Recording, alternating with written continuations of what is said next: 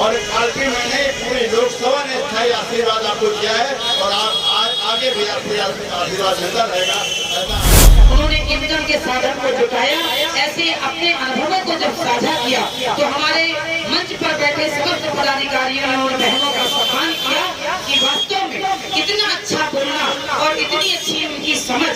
तो ऐसी बात है कि आप ये मानिए कि लाभार्थी अब ये आपके साथ चलने को तैयार है, आपको वोट देने चाहे पाकिस्तान में घुस के मारने की बात हो, चाहे 370 हटाने की बात हो, चाहे राम मंदिर बनाने की बात। कहते हुए बस आपको एक ही संकल्प याद दिलाना है कि 20 मई इतना ही भीषण गर्मी का दिन है। आप सभी से सादर अनुरोध है कि हम सभी घर बैठकर ये ना सोचे कि 5 लाख पार का नारा हमने अपनी इस सीट को दिया है तो 5 लाख पार हमें घर बैठे मिल जाएगा।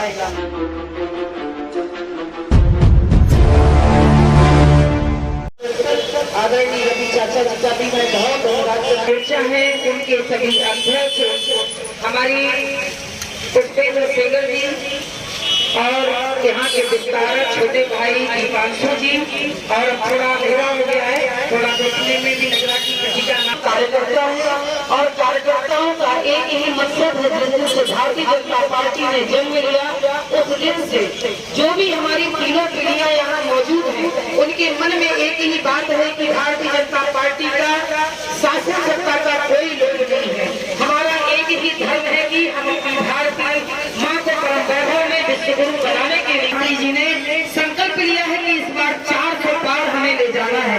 जैसा कि हमारे कैलाश स्वरूप वाजपेयी जी ने आपको हिंट किया कि 400 पार का नारा देना क्या आवश्यक था। अभी भी पूर्ण बहुमत की बहुत अच्छी सरकार है और जो चाह रहे हैं वो हो रहा है, लेकिन फिर भी 400 पार का नारा आप जैसे छोटे और बड़े और हमारे सभी देवतुल्य कार्यकर्ताओं के कंधे पर ये नारा इसलिए दिया गया कि जब तक हम अपने उस कार्य को, उन सभी अधूरे पड़े कार्यों को पूरा नहीं कर लेंगे तब तक हम चैन से नहीं बैठेंगे।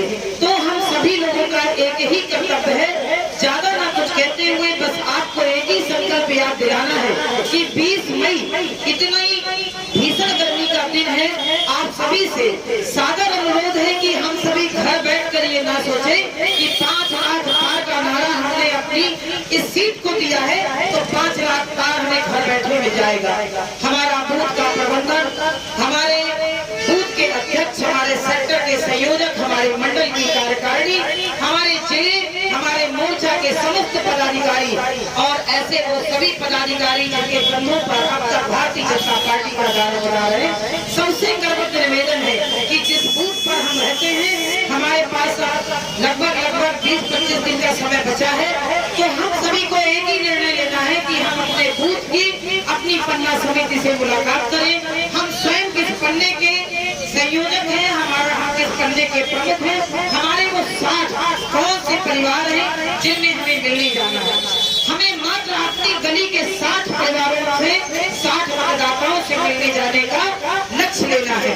हमें उस काम को पूरा करना है क्योंकि योजनाएं बताने का काम तो वरिष्ठ पदाधिकारी, वरिष्ठ नेता कर ही रहे हैं। और मैं तो कहती हूँ कि योजनाएं अब आप बताओ या ना बताओ, ऐसा कोई लाभार्थी नहीं जिसको 10-10 योजनाओं का लाभ ना हो। आपसे ज्यादा हमारे लाभार्थी हमको योजनाओं की डिटेल दे देते हैं।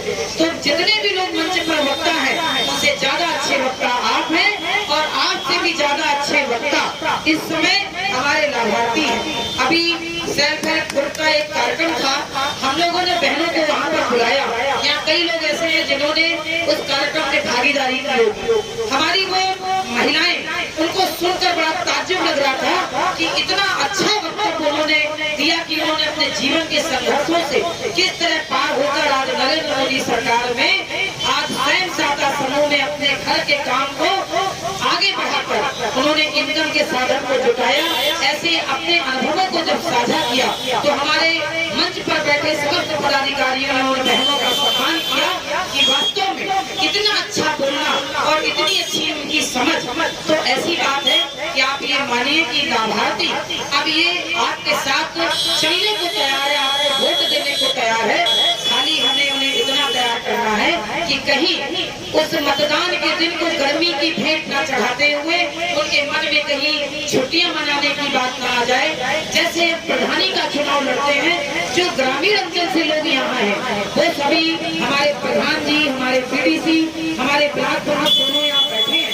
मैं आप सभी से निवेदन करूंगी, आप बीडीसी की बैठक बुला लीजिए, आप अपने प्रधानों से मुलाकात करके जितने भी हमारे बाहर वोटर हैं सबको निमंत्रण भेज कर बुलवाएं और सभी से निवेदन करें कि अपने अमूल्य मतदान का सदुपयोग करते हुए भारतीय जनता पार्टी को प्रचंड बहुमत से जीत दिलाएं और हमारे भानु प्रताप वर्मा को अपनी 5 लाख से अधिक मतों से जिताकर हम दिल्ली रवाना करें, ऐसा संकल्प हमें लेकर आज यहाँ से जाना है। मैं अपने समस्त मंच को बहुत आभार व्यक्त करते हुए सामने उपस्थित अपने समस्त जनता जनार्दन हमारे दिल तुल्य कार्यकर्ताओं को प्रणाम अभिनंदन करते हुए आप सबसे एक निवेदन और करना चाहूंगी कि कई बार जब चुनाव होता है तो जैसे समझिए कि अपने घर का विवाह हम जब ब्याह कर रहे होते हैं तो कई बार अपनों को ही कार्ड देना भूल जाते हैं, सूचना देना भूल जाते हैं और ब्याह में उठना बनाना भी होता है, कई हमारे जीजा फूफा भी बन जाते हैं। तो मैं आपसे निवेदन करूंगी कि अब हमारे जीजा फूफा बनने का समय समाप्त हो गया।